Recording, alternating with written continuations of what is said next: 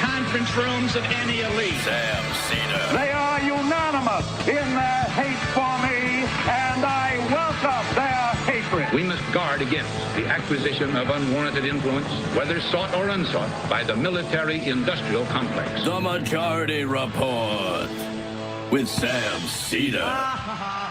Ever get the feeling you've been cheated?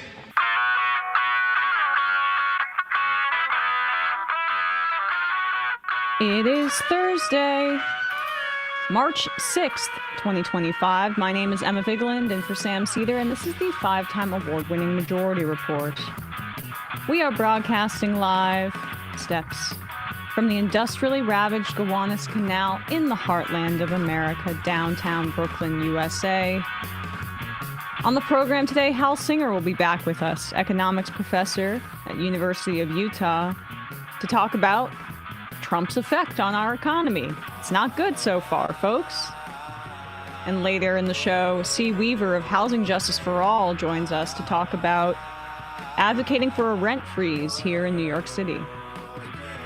Also on the program, Trump's mass firing of federal workers has led to the bleakest job numbers in the month of February since 2009, mid-recession. It's an 103% increase from the previous month.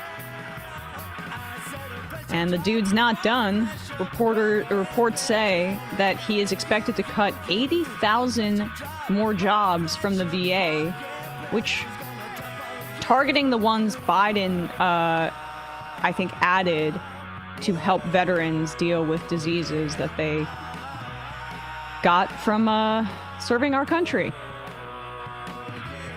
A workers' board temporarily reinstates 6,000 probationary workers at the Agriculture Department. But reporting says Trump is considering to take a separate action on USAID, considering telling the DOJ to criminally investigate employees if they don't comply with his orders. Markets continue to tumble as Trump clumsily walks back some tariffs, including for automobiles. Today, he's expected to issue an executive order dismantling the Department of Education. That's always good for Republicans. Less education. The CBO tells Republicans that they will have to severely cut Medicare and Medicaid to offset their $5 trillion in tax cuts for the rich, or extending the tax cuts from 2017. In the House, 10 Democrats joined the Republicans to censure Al Green for standing up to Trump during his address to Congress. Crazy. 19 Senate Democrats joined every Republican to vote to overturn crypto regulations from the Biden administration. All that crypto money that poured into our election, it paid off for them. Trump announces he will revoke temporary legal status for over 200,000 Ukrainians. He also threatened Gaza with death on Truth Social. Extremist Israeli Finance Minister Smotrich is meeting with folks in Washington visiting, despite being previously barred for years. And lastly, Barnes & Noble workers have won their first union contract nationwide at 3 New York City stores. All this and more on today's Majority Report, or as we call it here, the M-Majority Report. Hello, everybody. Welcome, Matt, Bradley. What's up, guys? Oh, not much. I had a nice, relaxing Wednesday. Nice to hear. Unlike some other people getting sick and causing Twitter storms. Yeah, I'm a little sick, and I'm just like, well, I do that the Twitter storm thing all the time, regardless of my ailments. But yeah, if my voice sounds a little scratchy, folks, I had some hot tea last night. It's helping, but lots of stuff going around. I can't believe those 10 Democrats that voted to censure Al Green for doing like the one real act of protest at that horrific speech by Donald Trump. Their names here, I'm just going to read them out. Ami Bera of California, Ed Case of Hawaii, Jim Costa of California, Laura Gillen of New York, Jim Himes of Connecticut, Chrissy Hulalin of Pennsylvania, Marcy Kaptur of Ohio, Jared Moskowitz of Florida, Mary Glusenkamp Perez of Washington, and Tom Swazi of Long Island here in New York, right a few miles from us. And wild because for the most part, these are like some of the worst Democratic members of Congress. But Yeah. Marcy Kaptur is actually kind of a surprising one from Ohio, but I guess her district has been somewhat competitive recently. But like every one of these people should be primaried. Oh, absolutely. I mean, we start with the votes to arm Israel. And then, I mean, honestly, I haven't done the math, but I would imagine that the Venn diagram of people that voted to censure Al Green and who support Israel's genocide in Gaza is just a circle. It's like Fetterman is also on the Senate side of things, being like, we got to show deference to the president. Right. It's all AIPAC guys. It's almost like when you show a willingness to be bought to support one of the worst crimes in the history of humanity, it means that you can be bought in other areas as well. Well, like the 19 Democrats, including Chuck Schumer, that joined Republicans in voting to repeal a Biden rule requiring cryptocurrency brokers to adhere to the same tax reporting rules as stock brokers. That's 19 Senate Democrats. Oh, yeah. And in the fun half, we're going to be talking about this. Ryan Grimm's been doing great reporting on the Republicans trying to statutorily cut into the CFPB's debanking rules, angering certain conservative activists like Laura Loomer, who were denied services because of their extremism. So there's some interesting overlap there. We will talk about that later. Intrigue. Yes, exactly. But at least we have some Democrats doing something. Ayanna Pressley and the rest of the squad are a part of the Democrats who are actually deciding to fight right now. There was a hearing of the House Oversight Committee, which AOC should be leading, but alas, we have Jerry Connolly in there instead. She's still on this committee, and we'll play her questioning of Eric Adams later, which was just hilarious. If Olayemi and AOC both did expert jobs with this guy. But there was a hearing called by the Republicans over they called 4 big city mayors for questioning all Democrats. Eric Adams is technically a Democrat.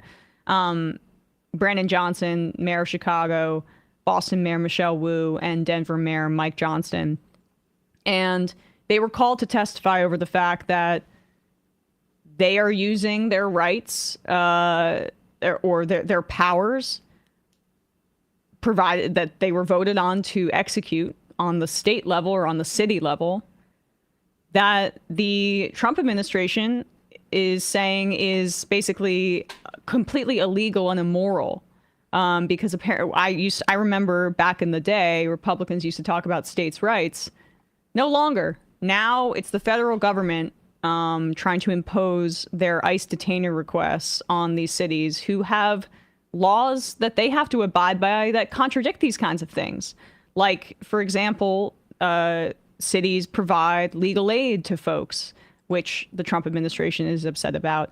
They may restrict local law enforcement from sharing the immigration status of someone who is detained with the federal government, or they may not detain them for an extended period to allow for ICE to come and grab them, because for, say, like a petty crime or a violation that is not violent, right? They may not be forced to detain these people. But the federal government under Trump and their, ICE immigration officials, they want to supersede local and state laws on this front so that they can round up a bunch of immigrants.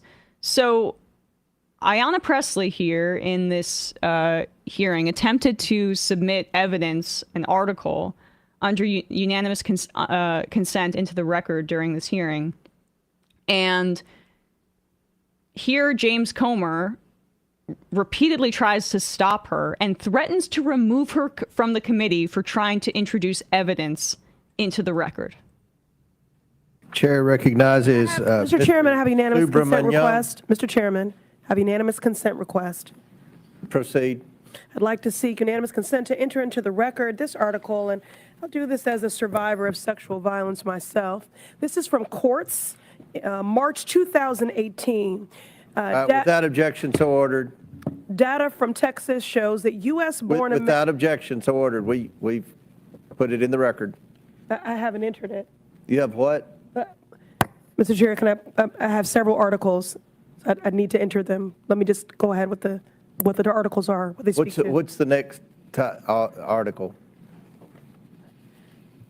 Let me proceed.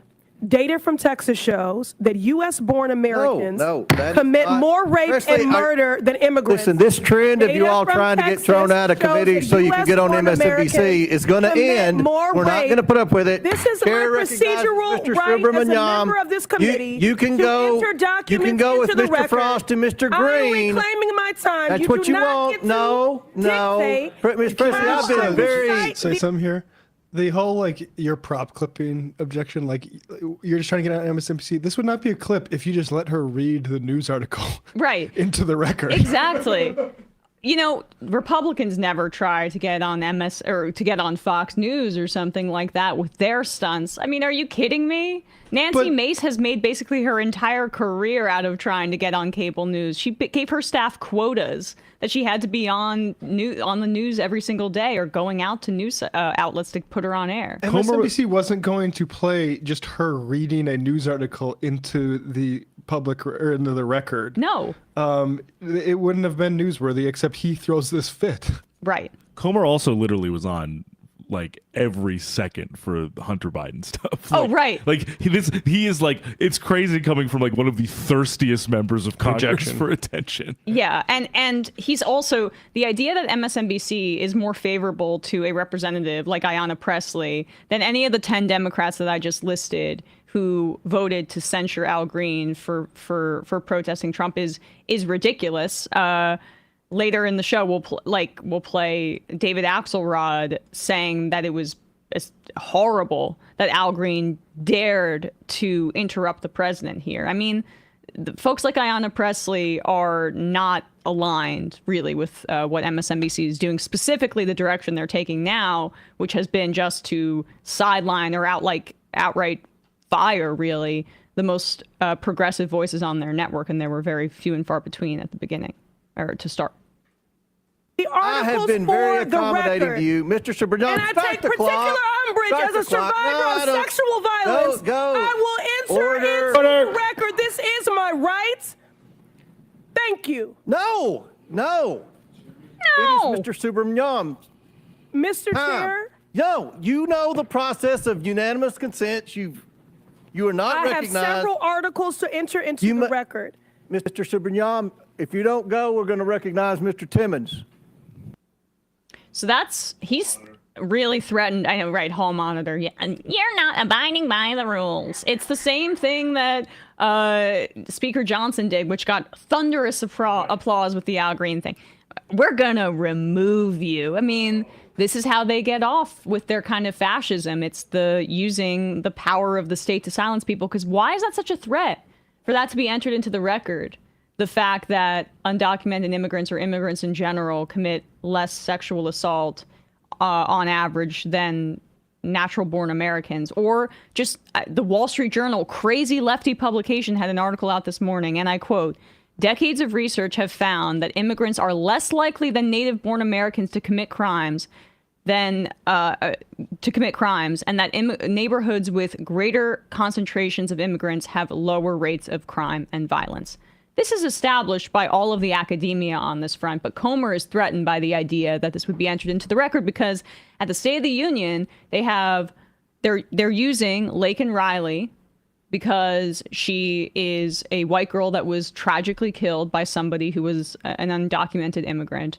They are trying to use decades-old tropes that white supremacists have used and our racist country has used many times over, whether it be the victimhood of white women to justify lynching of black people in the South because a black man maybe supposedly whistled at her, or the depictions of Native American populations in this country as threats to the purity of white women, so we should crack down on them, or what we're seeing right now with trans women who are portrayed as perverted sexual assaulters, and right-wingers hide behind the protection of these lily white women as a justification for cracking down on the rights of trans people and LGBTQ people.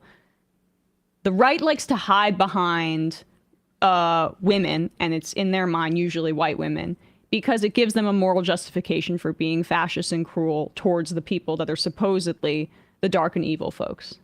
I mean, it's hysterical lies, like the late-term abortions or like all the Social Security fraud. I mean, the truth about sanctuary city laws is that they are good for public order and safety. And if cops didn't like them, they wouldn't be there, because we don't have cops under control in this country enough to force something like sanctuary city laws down their throat if they didn't want it. The truth is that for even something like the Lincoln Raleigh thing, you want communities, whether they're documented or not, to be able to go to the police, say, hey, that guy's dangerous, right, without having to worry about, I'm going to get deported because I said there's a dangerous guy there. And everyone should know that. Everyone who genuinely cares about public safety, which should be everyone obviously on the left, people on the right don't actually care about that. They want to see continued deterioration because the police state pays for them. Yeah, that's and that is why also we're seeing the merging of immigration and crime narratives, despite the fact that we did see a spike in the pandemic for around 2 years in almost all types of crime. But violent crime since then has been dropping precipitously. But the Democrats on those two issues have essentially allowed the right to define it. Let's just quickly play Mayor Wu of Boston responding to Paul Gosar's question towards her about this very topic. We just heard we want a comprehensive immigration policy. How can you get a comprehensive immigration policy when you're defining it from the very get-go? You're building it on false premises and false tenets. Respectfully, Congressman, you could pass bipartisan legislation, and that would be comprehensive immigration law. The false narrative is that immigrants in general are criminals, or immigrants in general cause all sorts of danger and harm. That is actually what is undermining safety in our communities. If you wanted to make us safe, pass gun reforms. Stop cutting Medicaid. Stop cutting cancer research. Stop cutting funds for veterans. That is what will make our city safe. Yes, thank you. I yield back. Oh, you yield Just back. a headline on that interesting fellow there, Gosar from Democracy Now! A neo-Nazi working in Congress. Aide to Representative Gosar pledged loyalty to white supremacist Nick Fuentes.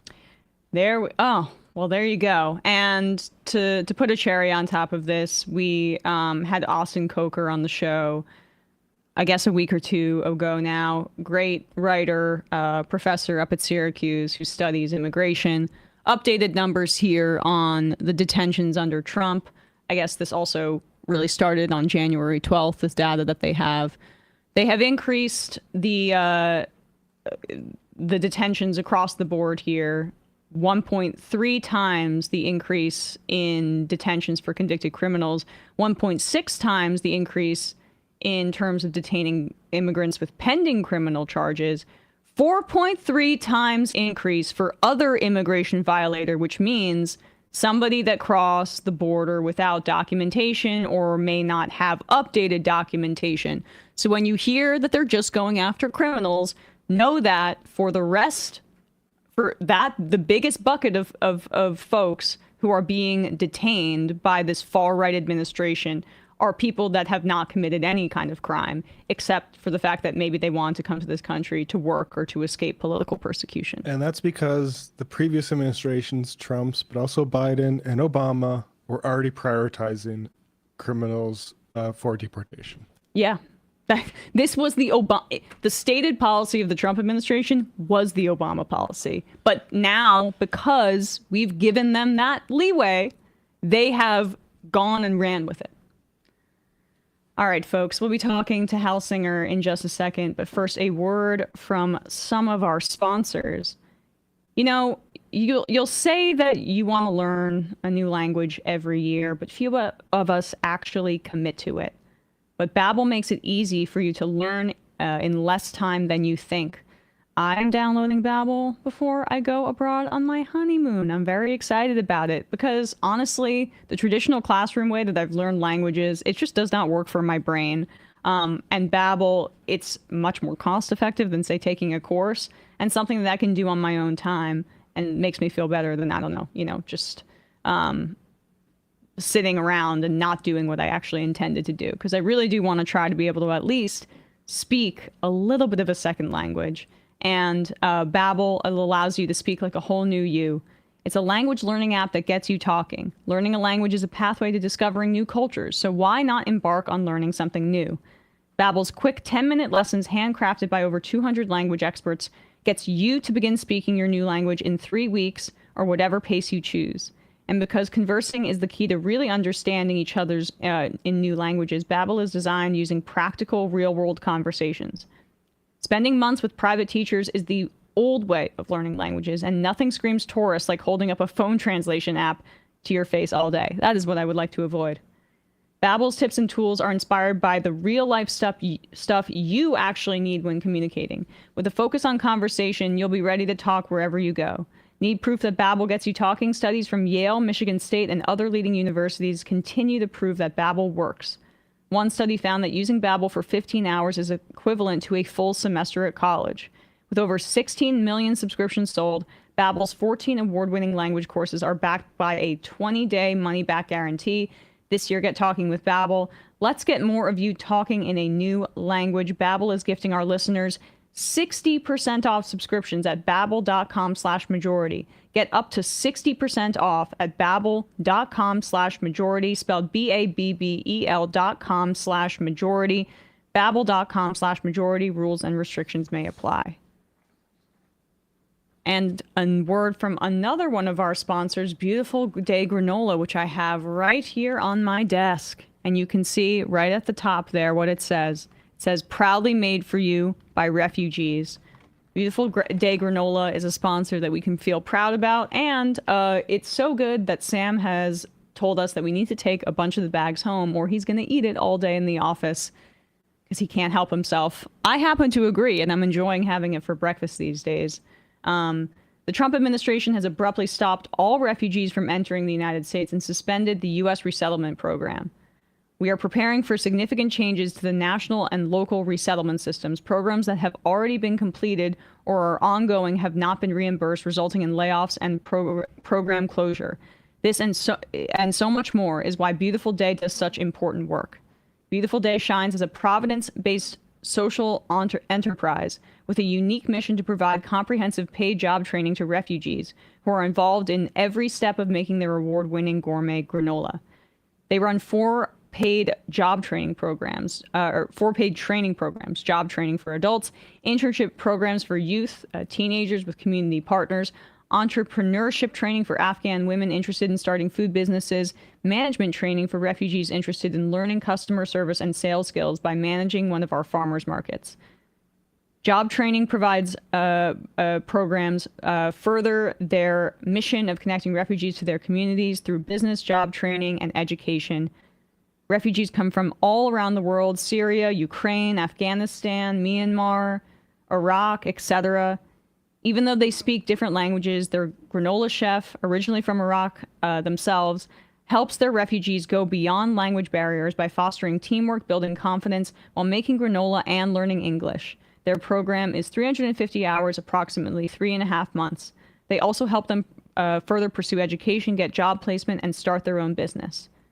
Their delicious handmade granola is made with premium organic grains, seeds, nuts, dried fruit, and spices. No preservatives.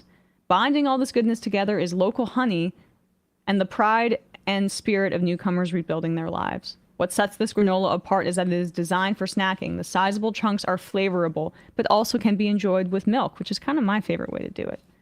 There are 4 standard flavors: Keith's Original, Pistachio, Cardamom, Mochaccino, Hazelnut, and Ginger Zinger. We also have the special granola of the month, and this month it is Cherry Chocolate. There are also 3 muesli flavors, if I'm saying that right, I never know, available. Breakfast muesli, Ginger Zinger, and the Vegan Super Original. These can be enjoyed with yogurt, served warm over milk, or enjoyed straight out of the package. High protein fiber bars in 6 flavors: Keith's Original, Bananas, Foster, Mochaccino, Hazelnut, Pistachio, Cardamom, Salted Mango, and Bourbon Pecan.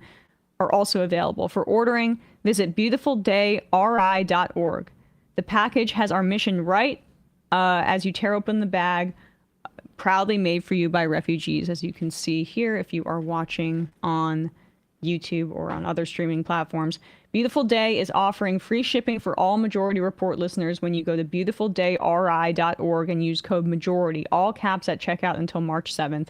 That's beautifuldayri.org and use code MAJORITY, all caps at checkout until March 7th. All right, quick break, and when we come back, we'll be with Hal Singer.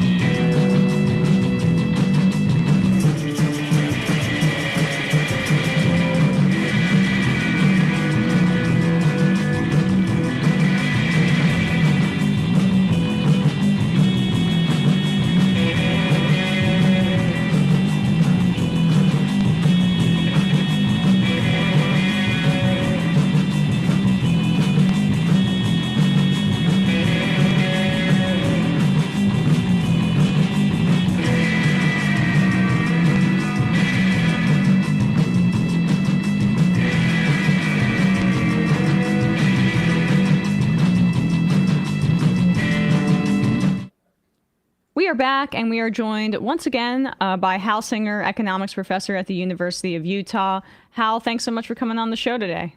Thanks for having me, Emma. Yeah, it's good to see you. And I'm happy to have you here to break down, I guess, the past month and change of Trump's presidency and the real kind of just incredible economic turmoil that we're seeing. I mean, the markets opened very, I guess, low today. Since he announced those tariffs, there's been a total contraction and a bit of panic on Wall Street.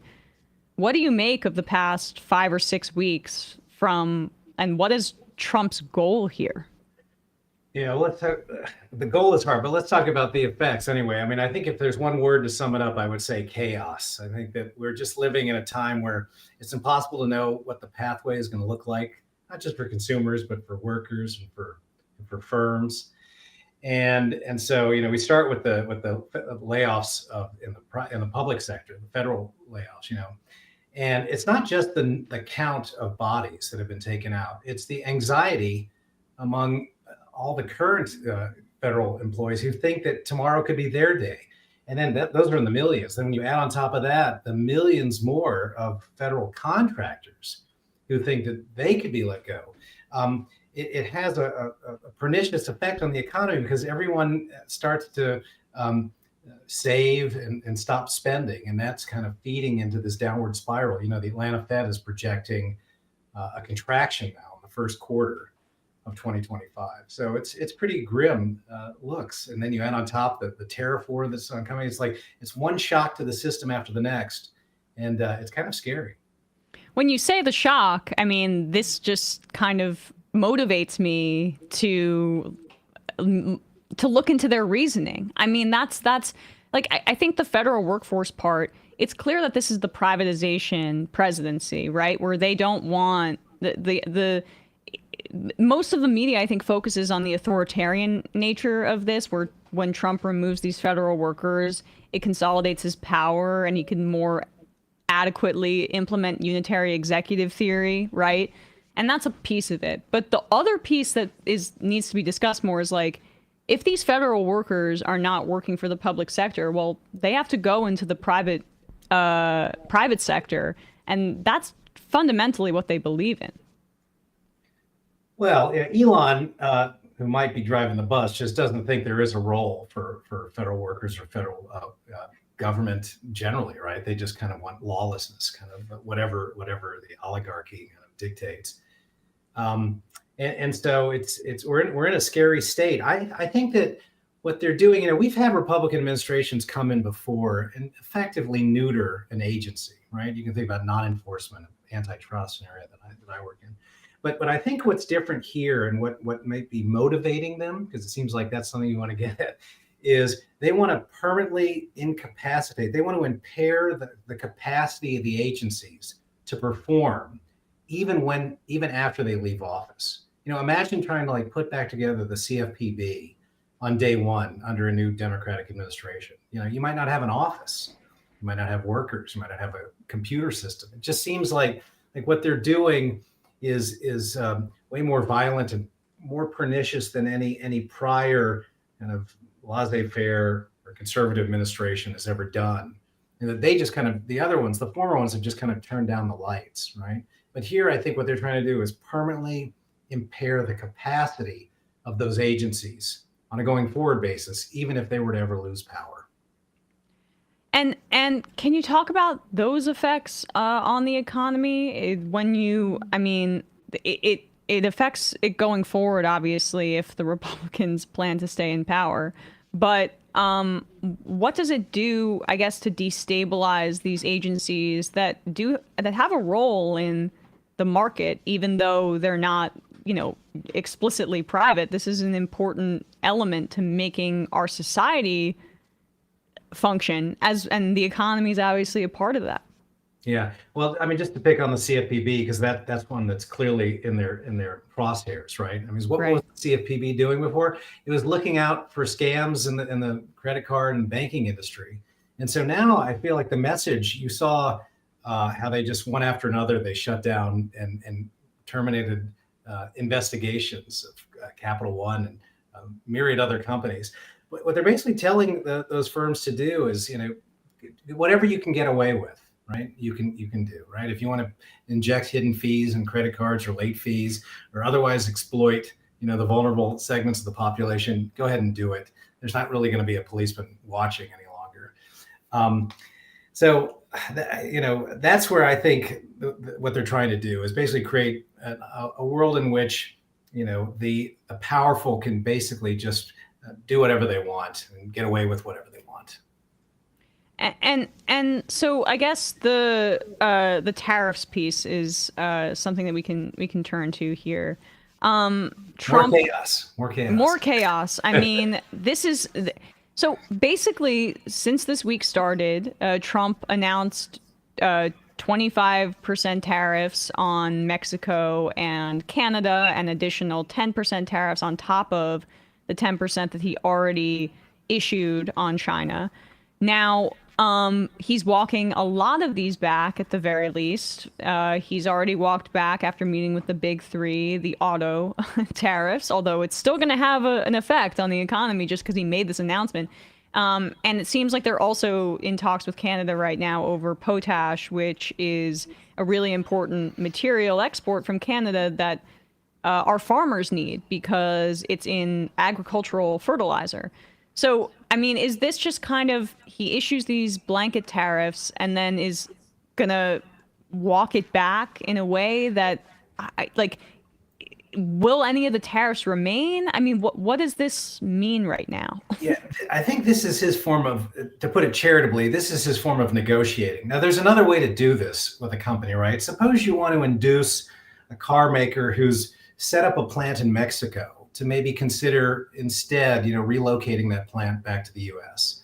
It seems like there's a way to go about this. It's not easy, and I don't want to suggest, that you can just wave a wand and make it happen. But there's a set of carrots and sticks that you could offer to that car maker to say, hey, if you come back and you employ 10,000 people, here in the United States, we want to do something for you. But if you don't, this could happen instead. And then you want sign off from that company, and then you, I think, want to make an announcement. Right, that this company, as a result of this package, carrots and sticks, right? Maybe we'll never have learned of the sticks that you were threatening them with. But at the end of that negotiation, it'd be nice to make that announcement. What he's doing instead, he's saying, "Here are the sticks, right? And now you come see if you can negotiate something better for me." What I'm nervous about is that we're going to get higher prices no matter what. Everyone says this. The companies are going to raise their prices in response to these tariffs, which raise their costs, right? They're just going to pass it through to consumers. Some of them, if you follow Isabella Weber, are going to exploit the situation, even raise the prices by more than the increase in their laws, right? You'd be willing to do that if you thought there was a chance that you could induce some of these companies maybe to come back.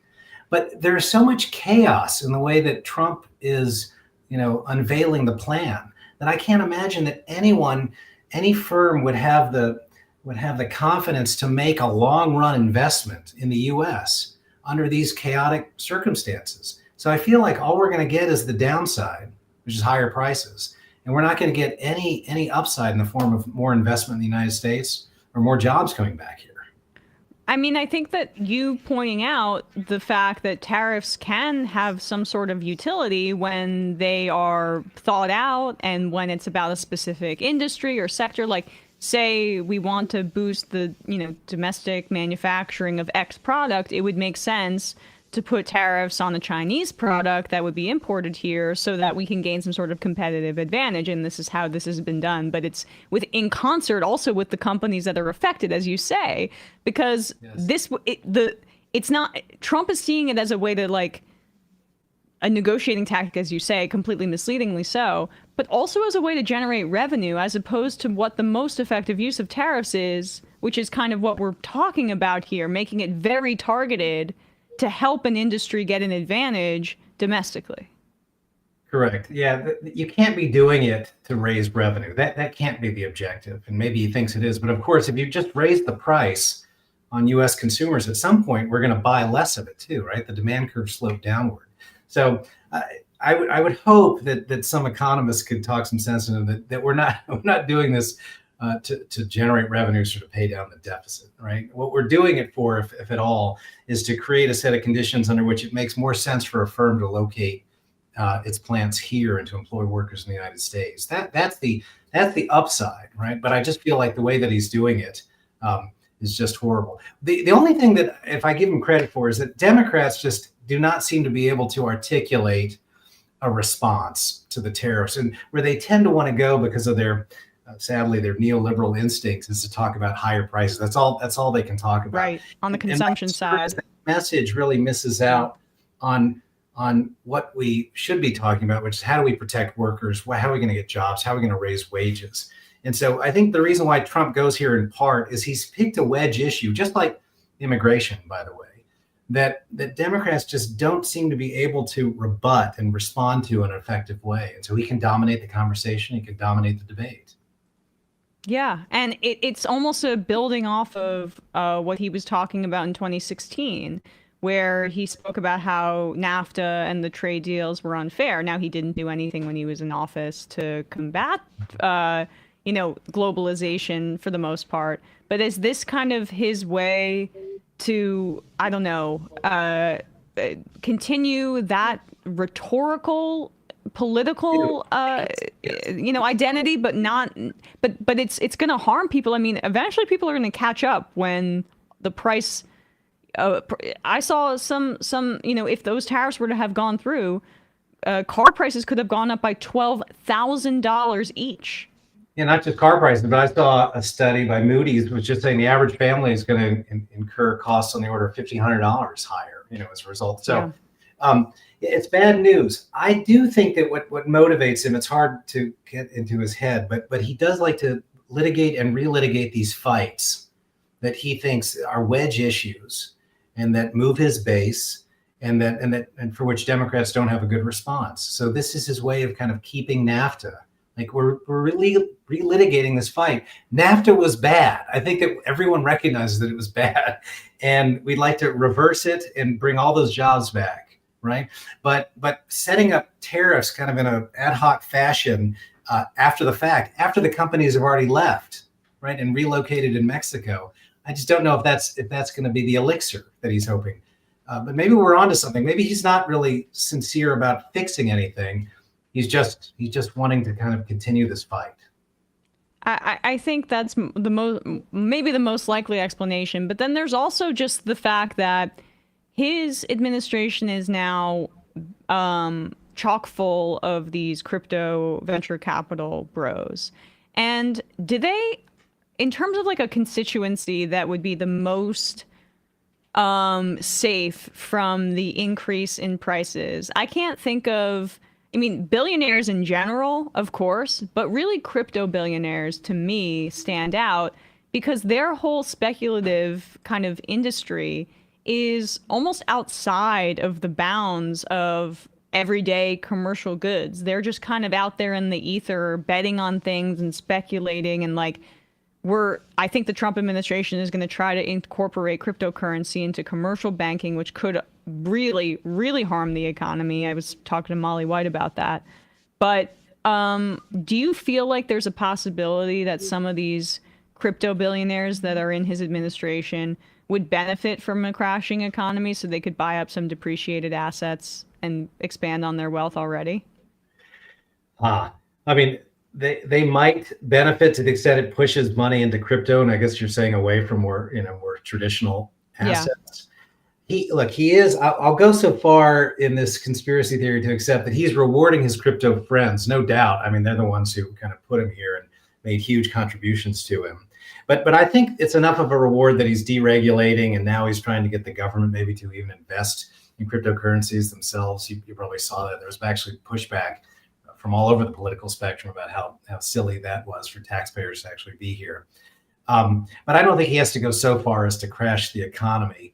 On that front, I know people are talking about is this like part of the ultimate agenda? I think that Trump is too beholden to Wall Street and commercial interests to crash the economy. I think that his funders and the kind of people who are pulling the strings behind him care too much about the performance of traditional assets to allow him to do that. So I don't think that's a good story for what motivates him. He's doing bad things, but I don't know. I don't know if he's just stupid. So he's just, but he sees the number go. We played the Dow just dropping and dropping as he announced these tariffs. I mean, does he just basically say this is going to be temporary and that's that, or is he? I don't know if it's just puzzling to me because everything you're saying is accurate and stuff I would have expected of a previous Republican president.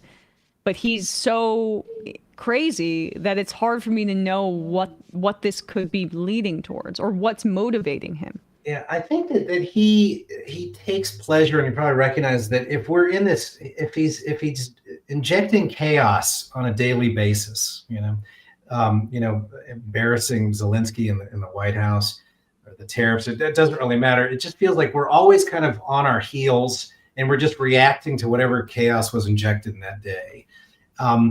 So I feel like that he believes that there's something good that comes from that. Maybe it becomes impossible for an opposition to ever cohere around some alternative idea if we're just reacting to the insanity that we're being exposed to on a daily basis. Ryan from Rochester writes in, can the guest touch on the theories that Trump economists are following as to how this impacts the global economy and the complexity of dollar values compared to wages, compared to prices, impacts if interest rates are in different countries, and how other countries stabilize and manage their currencies and economies? I'm not sure. The question presumes that Trump listens to economists. Now, I know he's got Kevin Hassett there, and I know that Peter Navarro is an advisor, but just to the caller, I'd want him to parse out the language of the State of the Union address. And I thought I misheard it before going to bed, and I went back, and he said 3 times that his solution, for example, to the inflation problem was to reduce waste and fraud in the government. He said it 3 times, so it couldn't have been a mistake. And when I read something like that, I just wonder, where are the economists? There are economists all over the political spectrum peddling, demand side theories or supply side theories, or workers are to blame. But waste in government was like a new one for me, and it made me think that there are no economists in the room, right? So to your caller's question, his economists probably know something about the effect on interest rates and the strength of the dollar, but I don't think they're getting through. I don't think they have a voice in this administration. Well, you touch on it. He bragged about the lowering of interest rates in the State of the Union address, which happened because people were panicked about the tariffs. Does he even understand that?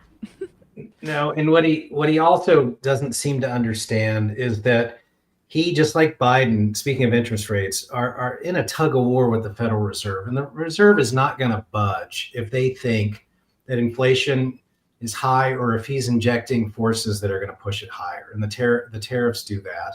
He has no plan for the price of auto insurance or rentals skyrocketing. Every day you open up a story about another sector soaring in prices.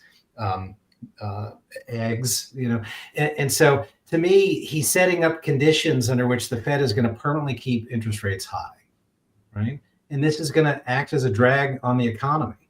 So, if he wanted to get serious about spurring growth, he should figure out what do we have to do to basically mollify the Fed so that they drop their interest rates.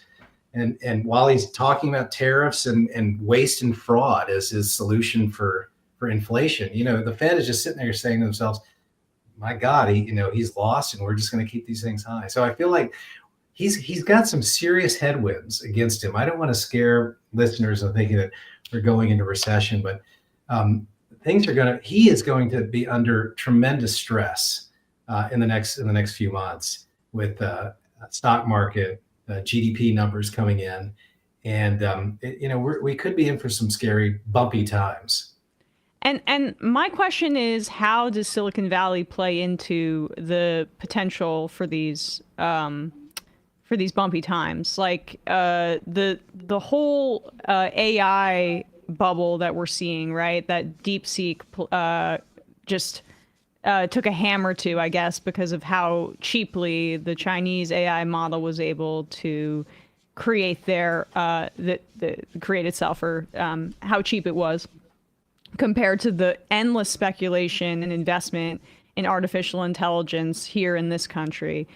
Can you speak to the fact that there's so much wealth right now that's being hoarded in kind of tech speculation and the precarity that may create in our economy right now? Yeah, I think that Silicon Valley is enjoying the show. In fact, I mean, they were sitting around him in the inauguration, and they made massive contributions. I think that this is what they wanted. They want deregulation. They want the elimination of government, and so AI. He's even now talking about subsidizing AI, as I think you mentioned, like a government program that would actually subsidize it, despite the fact that it's been revealed that we don't need this massive investment to achieve the same kind of gains. As an aside, I know he would never take this into consideration, but the environmental impacts of what the servers are doing in the background, to generate the kind of power needed for the AI is just devastating. And it just seems to me that it's an activity that is overblown, that has been revealed to be inefficient, is spewing out negative externalities. Sorry, for a little econ speak there. It is the last industry in the world that we should be subsidizing, right? If anything, we maybe should be taxing it or doing something to discourage it, or letting the air out of the bubble. But I think that Silicon Valley, they don't need subsidy. I think their agenda is just to defang government. They'll take a subsidy, of course. I mean, Elon's entire businesses, whether it's Tesla's, getting money from the government, billions of dollars, in the around 2015, or Starlink now. I don't know if you saw, Starlink has twisted some arms at Commerce Department. Yes. The broadband subsidy is going to apply now to inferior satellite services. Of course, SpaceX.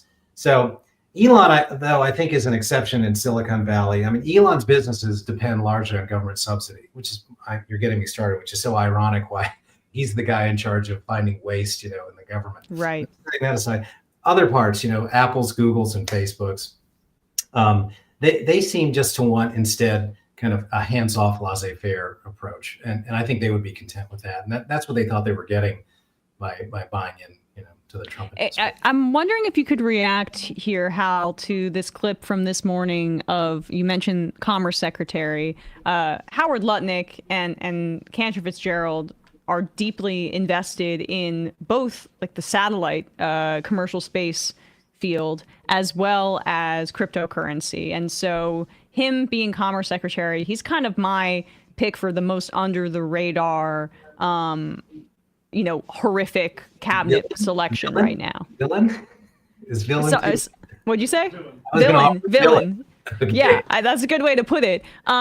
He's asked here this morning, I guess this is on CNBC, about the shaky stock market. And this was his reaction. I'm wondering if you could decode this for us.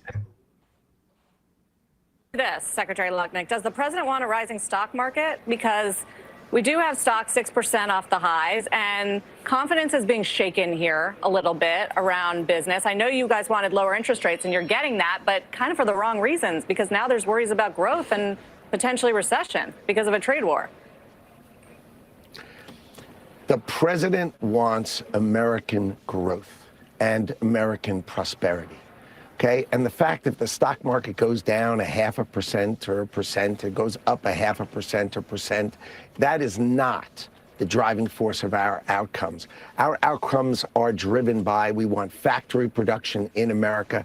We want employment to explode in America. We want training for the new AI industrial revolution to happen in America. We're going to bring factories back to America. We're going to rebuild Michigan. We're going to rebuild Ohio. Why do those auto plants go to Canada? Why would we have auto plants go from Michigan to Canada? This, Secretary.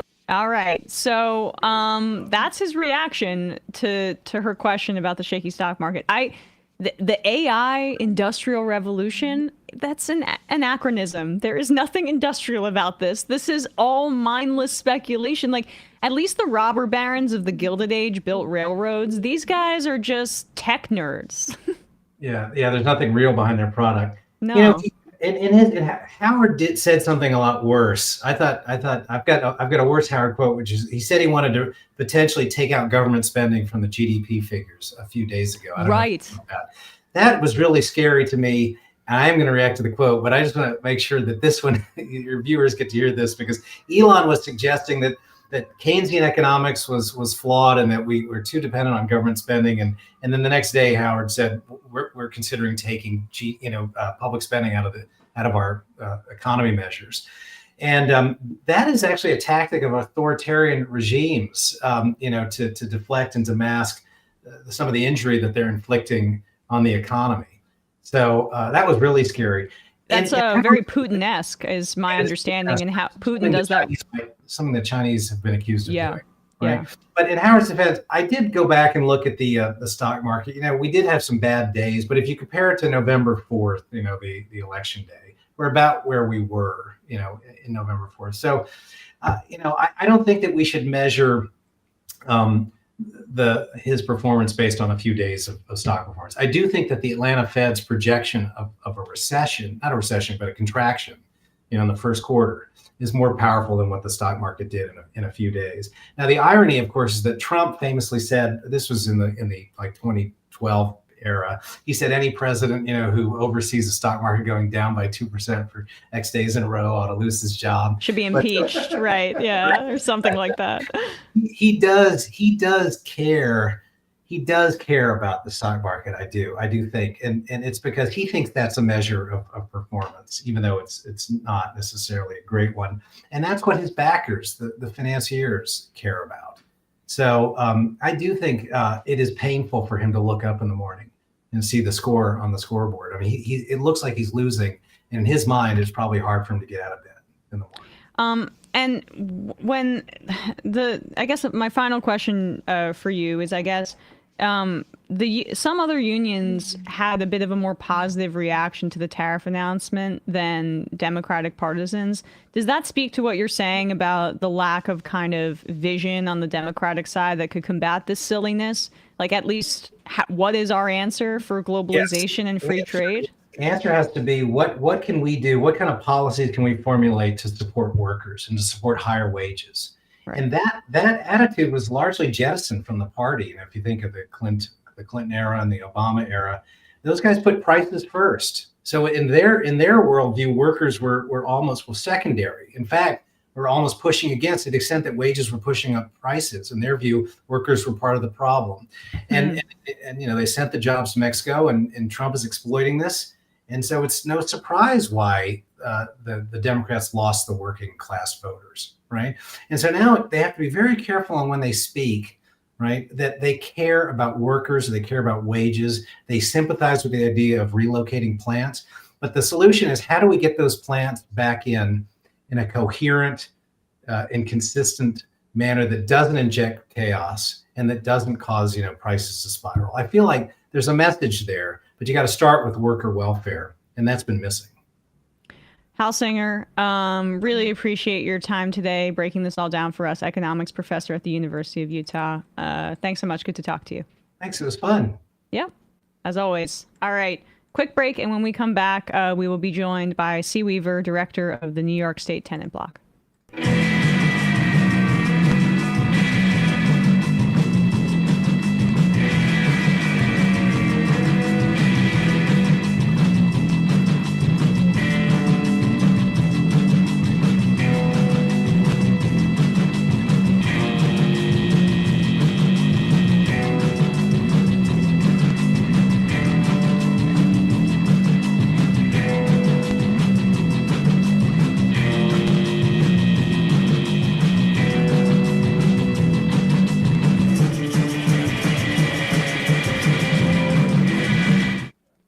We are back, and we are joined by Cea Weaver, director of the New York State Tenant Bloc. Cea, thanks so much for coming on the show today.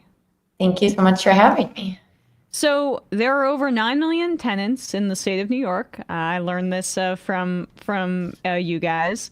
There are 2.4 million rent-stabilized tenants in New York City. I'm one of those folks, and this call here that you guys are getting behind is about a rent freeze for these rent stabilized apartments. Can you explain what that is and why you're choosing to organize around this proposition? Right. So like you said, there are about 2.4 million people who live in rent stabilized apartments in New York City. And, tenants really could be a difference maker in this mayoral election. Rent stabilized tenants have their rent adjusted annually by a set of mayoral appointees. And we believe that, the people who want our votes should commit to freezing our rent at a time when the cost of living crisis is at the front of mind for almost every single person who's trying to afford to stay in New York. And who are the candidates that are behind the rent freeze? Zohran Mamdani is one of them, but there are a few, candidates that are polling towards the bottom that also support a rent freeze. I mean, I want everyone to get behind Zohran, spoiler alert, but. I think Zohran Mamdani has endorsed a rent freeze. So has Senator Jessica Ramos, and so has former Assembly member Michael Blake. And so the city's comptroller Brad Lander has said that he supports a rent freeze if the data supports it, which is great news because the data does support it. And I think. Really also importantly, DC 37, which is one of the largest public sector unions in the city, has said that they support a rent freeze, and they really just think, it is clear to people who are running for mayor that if you want to be elected, you need tenants to vote for you. And this is something that the mayor can promise, the mayor can deliver on. And, we think it's really important for getting into office. And why does the data support the rent freeze, particularly for this block of rent stabilized apartments? So, the rising cost of rent is pushing New Yorkers out of the city. There's just no two ways around it. It feels silly sometimes to even say. 1 in 4 New Yorkers can't afford the basic things that you need to live. Gentrification is pushing people out of the city. New York City's Black population has declined by nearly 200,000 people over the last 2 decades. That's about 9%. The reality is that unless we do something about the cost of rent, the city's going to look completely different. Rent stabilized tenants are a multiracial, multi-generational block of voters. We're not just talking about, progressive young people. We're not just talking about people who are already politicized. We're talking about a potentially enormous working class voter block who are with us because right now they're being forced to choose between childcare or groceries or healthcare, staying in New York at all, right? So the importance of a rent freeze is not just about the rent. It's also about bringing working class people back into its civic engagement. It's about giving people something to believe in politics when right now you look around and you're like, what really is there to believe in? Right. And it just occurs to me when we're having this conversation about gentrification, that term, right, which is a very real phenomenon, but it's secondary to the phenomenon of gouging people on their rent, right? I mean, this is, it's almost a frustrating definition of our housing crisis to put it on that, because it's almost like, an individualized kind of guilt thing or whatever, as opposed to this is a massive structural problem because we're pricing out so many people so that, I don't know, folks can buy an apartment in Midtown, millionaires, and that asset can appreciate, and then they can sell it for a profit. I mean, that's the core problem here. I completely agree. I mean, when I say gentrification, I really mean a process by which bankers and real estate speculators and landlords are colluding with one another to drive up the cost of housing in the city at the expense of working class people. I don't mean gentrification as a sort of force is not something that's caused when one person moves into your neighborhood, although it might feel that way. It's not as though every single, young white people woke up one morning and were like, what neighborhood looks good?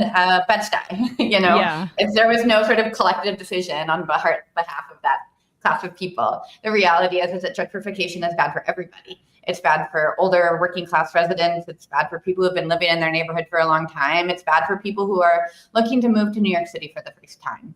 And it is something that is caused, like you said, really through real estate speculation. And I think rent stabilization and rent freeze are just such an important way to interrupt that cycle of speculation, displacement, and rising rents across the whole entire city. It is the way that we can tell an entire class of real estate owners that this building is more important as a home than it is to, lining your pocketbooks. And can you speak to how rent stabilized apartments would even be subjected to rapid rent increases is this outdated legislation that doesn't truly stabilize the rent? What's behind that? Well, it's a really good question because, recently somebody just jumped into the mayoral race, the former governor. And, during the sort of 10 years that Andrew Cuomo was governor, we lost hundreds of thousands of rent-stabilized apartments to a loophole in the system called vacancy decontrol. The tenant bloc organization that has a sister organization, Housing Justice for All, and we worked to strengthen and expand rent stabilization in 2019. We were able to get rid of vacancy decontrol, and sort of that's a system where when you move out of your rent stabilized apartment, the landlord can bring it up to the market rate. Because of vacancy decontrol, something that I think Andrew Cuomo bears a lot of responsibility for keeping in place, we have lost a lot of rent stabilized apartments in the city. We are no longer losing rent stabilized apartments, but the truth is that decades and decades of real estate friendly loopholes led to a tremendous loss of affordability, and we're still trying to catch up. When Cuomo was in office, rents went up 33% in the city, homelessness increased by 50%. He was not a good governor for rent stabilized tenants, and I hope that people are starting to remember that, and we're certainly going to work to try to help them remember. How did the pandemic affect rental prices? I mean, again, I'm in a rent-stabilized apartment, but it was bought and then sold, thankfully, by basically a commercial real estate conglomerate where they didn't do any repairs. They flipped it, right? So they bought my building during COVID for a cheap price, cheaped out on repairs, and then sold it kind of recently, basically. My sense is that that's a kind of regular phenomenon and has been over the past few years in the pandemic. Yeah, and I think it's before the pandemic even. It's really just sort of baked into the system. The truth is that whether your rent is high or the sort of how much you pay in rent has nothing to do with the quality of your housing. The reality is that your landlord is going to charge as much as they possibly can for rent. That's just what they're going to do. It's not as though the quality goes down and then all of a sudden you're paying less, or and so the landlords. I think at base, the problem here is that the landlords have too much power to control how much rents go up in the city. And, really thinking about who is on the rent guidelines board for rent stabilized tenants and who gets to put them there. It's the mayor is really critically important to keeping rents low. Right. So how can people in the city get organized behind this, and how can folks, even if we have listeners all across the country, if they want to do something similar in their city or their state, what would be your advice for them? So two things. So first, the New York State Tenant Bloc, the organization where I work, is organizing renters to take back power from the real estate industry over our homes, our neighborhoods, and our entire democratic system. Our goal really is to combine the economic power that tenants have over their homes with the sort of sheer political majority that we have in New York City, in order to both elect a mayor who will work for us, but also to bring working class voters back into the Democratic Party. The Democratic Party has really abandoned working class people, has abandoned tenants, right? We saw that in this most recent election. And we really think that, if we want to beat Trumpism and if we want to beat the far right, we have to be offering working class voters something around cost of living. And as homeownership is out of reach all over the country and increasingly out of reach all over the country, the way to interrupt that is to get organized as renters in your community, to fight for policies like rent control, to push to elect people into office who are going to respect the tenant majority, who are going to deliver policies for the tenant majority. So that's our theory. That's our theory, right? Our theory is that by running pro-tenant candidates, by forcing candidates to adopt pro-tenant policies, by electing tenants into office, we can sort of interrupt the sort of race to the bottom that we're seeing across the entire country. And by the race to the bottom, I mean the race to the far right.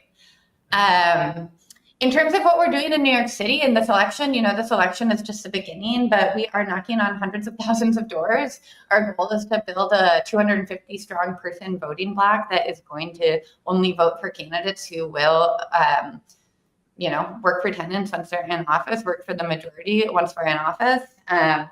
We are talking to people every weekend. We are really thrilled about the reception that we're getting at the doors. People are hungry for a renter mayor.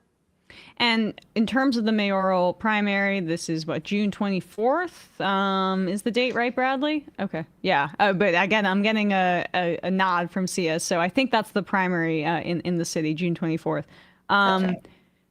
What would you recommend? Ranked choice voting can confuse some people, right? Would you recommend leaving off anybody that doesn't support the rent freeze?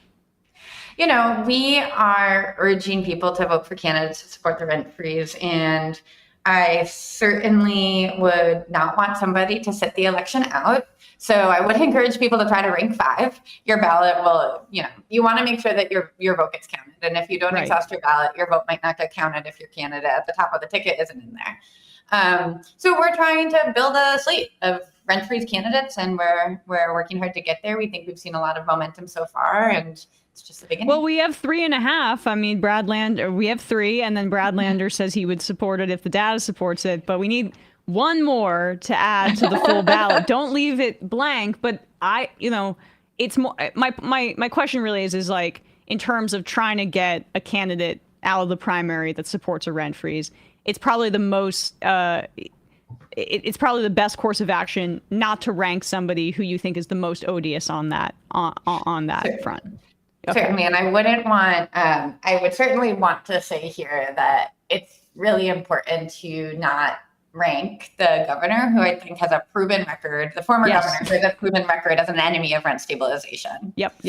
That's really what I was getting at, but I didn't want to be as explicit in case you didn't want to say it, but you did. So I appreciate your time today.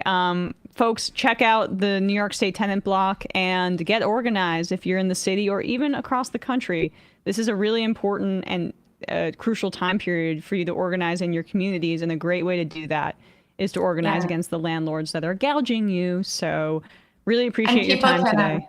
Thank you. And if you do, I thank you so much for having me. And if people do want to get involved, you can go to rentfreeze.nyc to check out our materials, to get support and talking to your neighbors, and get involved in our campaign. All right. We will put a link to that wherever people are listening to or watching this in the description below. Thanks so much, Cea. Have a good day. Yeah, thanks for having me. Bye. All right, sure. With that, folks, we're going to wrap up the free part of this program and head into the fun half where we will take your calls and read your IMs. I'm not sure if Brandon's going to be able to join us because he's not feeling well. I think, there's a lot of stuff going around right now. Good thing we have Health and Human Services Secretary RFK Jr. on the case with the colloidal silver. I'm got to pick up my... I got to say, and I take the advice about ranking people, and if I have to rank Lander, I guess I will. But him saying if the data suggests it is sort of like RFK talking about vaccines and autism. It's like, well, I'll look at those studies. It's like, well, why haven't you look at them before, buddy? Huh? Yeah. Well, but her point isn't like, I'm going to rank the 3 that support the rent freeze. I'm going to rank Zoran first, and then I don't know what I'm going to do 2, 3, whatever. But if we have to rank 5, I'm going to put Lander towards the bottom now. It's a question of who's number 5 out of those 4. Ramos did the whole, I don't know if we want rich people in public or rent-supported housing, which is like the Hillary Clinton. I don't know if we want Trump's kids going to state school. So I'm not happy about really anyone else but Zoran right now, even less so than when we played that clip.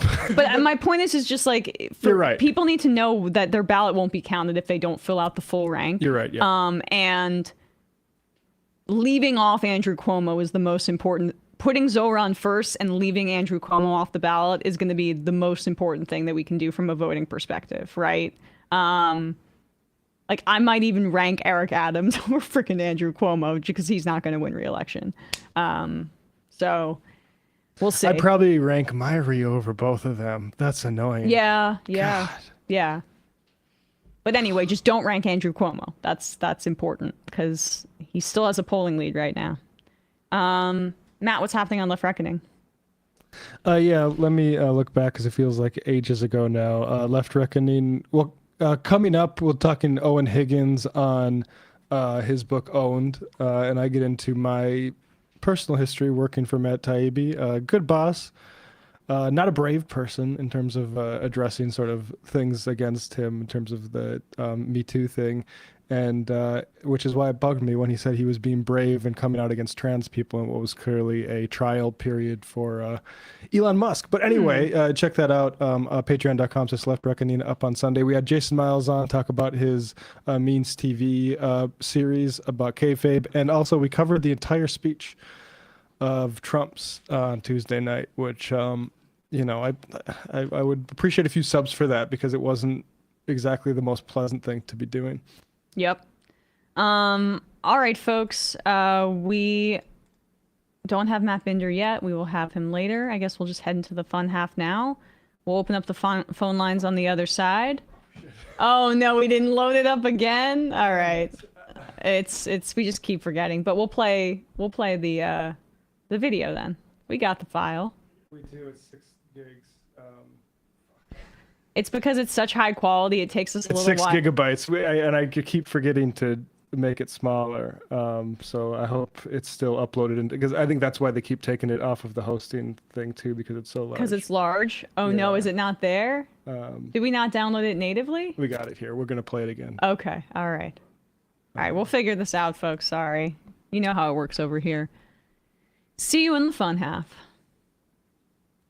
Okay, Emma, please. Well, I feel that my voice is sorely lacking on the majority report. Wait, whoa. Look, Sam is unpopular. I do deserve a vacation at Disney World. So, ladies and gentlemen, it is my pleasure to welcome Emma to the show. It is Thursday. I think you need to take over for Sam. Yes, please. No. I'm gonna pause you right there. Wait, what? You can't encourage Emma to live like this. And I'll tell you why. So was offered to tour, sushi, and poker with the boys. Tour, sushi, and poker with the boys. So was offered to tour, sushi, and poker with the boys. What? Tour, sushi, and poker. Tim's upset. Tour, sushi, and poker with the boys. So was offered to tour, sushi, and that's what we call the biz. Tour, sushi, and poker with the boys. Right. Tour, sushi, and poker. We're gonna get demonetized. I just think that what you did to Tim Pool was mean. Free speech. That's not what we're about here. Look at how sad he's become now. You shouldn't even talk about it. I think you're responsible. I probably am in a certain way, but let's get to the meltdown here. Sushi and poker with the boys. Oh my God. Wow. Sushi. I'm sorry, I'm losing my fucking mind. So was offered a tour. Yeah. Sushi and poker with the boys. Logic. Tour. Sushi and poker with the boys. Boy. Tour. I think I'm like a little kid. I think I'm like a little kid. I think I'm like a kid. Tour. I think I'm like a little kid. I think I'm like a little kid. Had this debate 7,000 times. A little kid. I think I'm like a little kid. I think I'm like a kid. Tour. I'm losing my fucking mind. Some people just don't understand. So I'm not trying to be a dick right now, but like, I absolutely think the U.S. should be providing me with a wife and kids. That's not what we're talking about here. Okay, all right. It's not a fun job. Twerk? That's a real thing. That's a real thing. Real thing. Willy Wonka twerk? That's a real thing. That's a real thing. Real thing. What's that offered to twerk? That's a real thing. That's a real thing. Real thing. That's a real thing. That's a real thing. Real thing. What's that offered to twerk? Ladies and gentlemen, Joe Rogan has done it again. That offered to twerk? That's a real thing. That's poker with the boys. I think he might be blowing it out of proportion. Real thing. That's poker with the boys. That offered to twerk? That's a real thing. That's poker. Let's go, Joey. Sushi and poker with the boys. Take it easy, Tim. Twerk? Sushi and poker. Things have really gotten out of hand. Sushi and poker with the boys. Delusional. Twerk? Deluded. Sushi. You don't have a clue as to what's going on. Live YouTube. Sam has like the weight of the world on his shoulders. Sam doesn't want to do this show anymore. It was so much easier when the Majority Report was just you. You were happy. Let's change the subject. Rangers and Knicks are doing great. Now shut up. You don't want people saying reckless things on your program. That's one of the most difficult parts about this show. This is a pro-killing podcast. I'm thinking maybe it's time we bury the hatchet. Left is best. Trump. Violet. Twerk? Don't be foolish and don't fucking tweet at me and don't bitch. The way Emma has cucked all of these people. Love it. That's where my heart is, so I wrote my honors thesis about it. She wrote an honest thesis. I guess I should hand the main mic to you now. You want to go right on the foreign policy? We already formed Israel, dude. Are you against that? That's a tougher question. I haven't answered.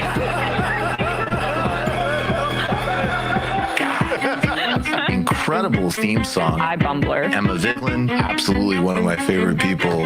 Actually, not just in the game, like period. Oh. We are back, folks. We are back. I can't hear. Can I hear myself? Can you hear I can me? hear you. You can hear me? Okay. Are your maybe that's headphones why unplugged? I couldn't. I gotta up my volume. I have bad hearing. Bad hearing at this age. It's probably a good sign. Thank you, Bradley. We're calling into the phones. 646-257-3920. What'd you say? Too much Nirvana. I mean, that's probably true. Too much headphone blasting. All right, let's open up the phone lines. Edward Gregorian writes in, I don't know much about stocks, but I feel like whipping out trillions of dollars from the market is not something Trump wants. It's hard to say. We don't live in a shared reality with him anymore. He's essentially been in the OAN net echo chamber since January 6th, ever since he left office, and I think he's just like lost touch with any sense of shared reality since then. But I also think you could overstate like how much of a break, and I agree with Hal's overall point, and Mexico has basically caused Trump to completely stand down on the tariff threat. Basically says we're going back to the USMCA, and that that's because of the reality we're speaking to. He doesn't want to cause a Great Depression immediately.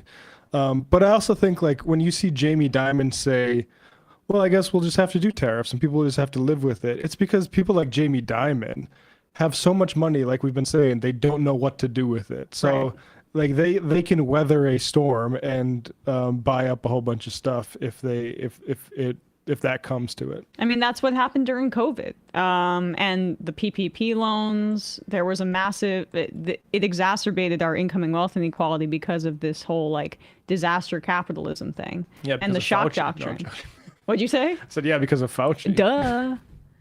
Because of Anthony Fauci's getting away with stuff. Charlie Sheeher. Apparently, Gavin Newsom decided to have Charlie Kirk on his podcast, wherein he agreed 100% with him on trans issues, including agreeing with the framing of gender-affirming care for minors as chemical castration and mutilation of kids. Effing disgusting. Live for spite, F the right, and F anyone rolling over for them. It's funny you say that, Charlie Sheeher, because we had planned on playing this video. We're going to go through process of elimination for 2028 hopefuls. This is the game that we're playing here. I mean, Gavin Newsom, if he was at the top of your list,